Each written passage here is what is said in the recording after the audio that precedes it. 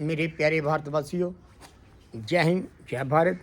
मेरे दोस्तों, मेरे मित्रों, खुश रहो, मुस्कुराते रहो, स्वस्थ रहो।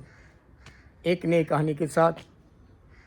कहते हैं कि दो किसान थे, दोनों ही अपने परिवार का पालन पोषण कर रहा था।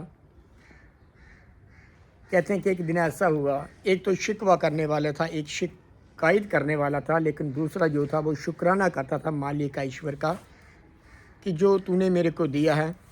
मालिक का शुक्राना करता था।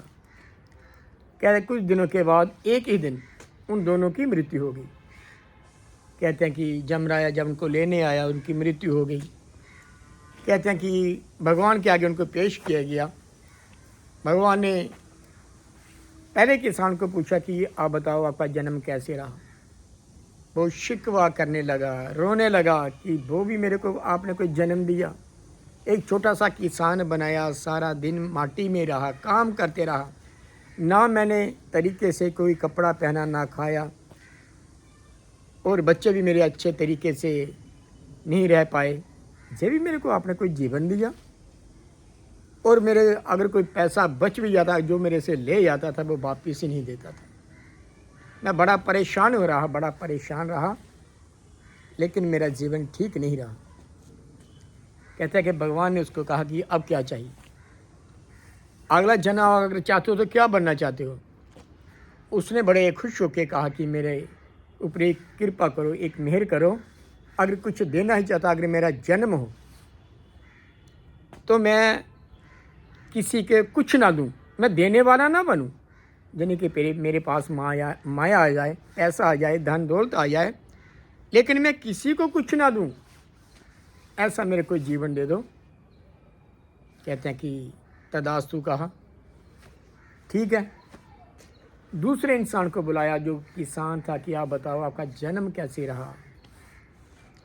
उस इंसान ने कहा कि हे मेरे मालिक, बहुत बढ़िया रहा। ज़मीन दोनों की एक जैसी थी, थोड़ी थोड़ी दोनों के पास ज़मीन थी, लेकिन वो कहने लगा कि मालिक बहुत शुक्रिया आपका, मैं शुक्राना करता हूँ।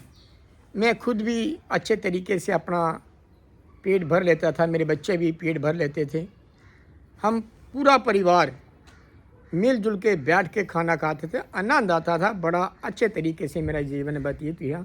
प्रभु बहुत अच्छा जन्म दिया था, लेकिन हे मेरे मालिक, हे मेरे प्रभु, एक शिकवा है, एक शिकवा है आपसे। मालिक कहने लगा कौन सा शिकवा। वो कहने लगा कि मालिक, एक शिकवा रह गया उस जन्म में मेरा, कि अगर मेरी चौखट पे कोई आता था, ऐसा समय भी आता था मैं उसको खाना नहीं दे सकता था, वो खाली चला जाता था, मैं अगर उसको खाना ही नहीं खिला सकता था, मैं बाद में बहुत ही रोता था, आंसू आते थे कि हे प्रभु, हे ईश्वर, जो मेरी चौखट के ऊपर आया, मेरे घर में आया, मेरे दरवाजे के ऊपर आया, ये भूखा ही चला गया। उस वक्त मेरी आंखों में आंसू आते थे, लेकिन जीवन तो मेरा बहुत अच्छा था, लेकिन ये कमी थी मेरी। प्रभु ने कहा कि आपको क्या चाहिए। उसने कहा कि मेरे को वरदान दो कि अब जो मेरा जन्म होगा, अब जो मेरा जन्म होगा, मैं किसी को देता रहूं, मैं किसी को देता रहूं, ऐसा मेरा जन्म होना चाहिए। उसको भी तदास्तु कहा। कहते हैं कि दोनों का एक ही गांव में दोबारा जन्म हो गया। दोनों का जब जन्म हुआ, जिसने मांगा था कि मैं किसी को ना दूं, मेरे पास धन दौलत आए, माया आए, कहते हैं उसके पास धन दौलत आना शुरू होगी, उधर से भी माया, उधर से भी माया, लेकिन वो देने वाला नहीं बना। कारण क्या था। कहते हैं कि आशीर्वाद प्राप्त कर लिया, लेकिन उस गांव का सबसे बड़ा भिखारी बना।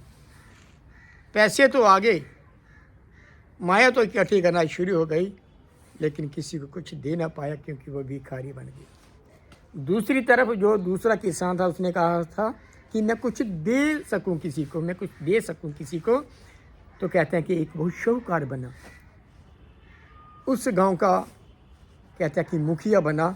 इतने धन दौलत, कहते हैं कि भंडारे भर गए, और वो दान भी करना शुरू होगा, और कहते हैं कि बड़े बड़े वो उसने लंगर लगाना शुरू कर दिए। कहते हैं कि खूब सेवा की, मानवता की, इंसानों की बहुत सेवा की, बहुत देने वाला बन गया। तो इसी प्रकार से मेरे प्यारे भारतवासियों, हम जब भी प्रभु से मांगे पहले तो उसका शुक्राना करना चाहिए कि तूने मेरे को जो दिया है, खुशी हम उसी में जिसमें तेरी रजा है, जो भी बाबा है तुम है। इसके साथ शिकवा ना करें, क्योंकि अगर मैं परमात्मा को, ईश्वर को मानता हूँ तो वो भी वही बात कि इबादत भी करूँ तो शिकवे भी करूँ। ये भक्ति का दस्तूर नहीं, भक्ति नाम है समर्पण का। इसमें शर्तें मंजूर नहीं, इसमें शर्तें मंजूर नहीं। इन्हीं शब्दों के साथ मेरे प्यारे भारतवासियों, जय हिंद, जय भारत।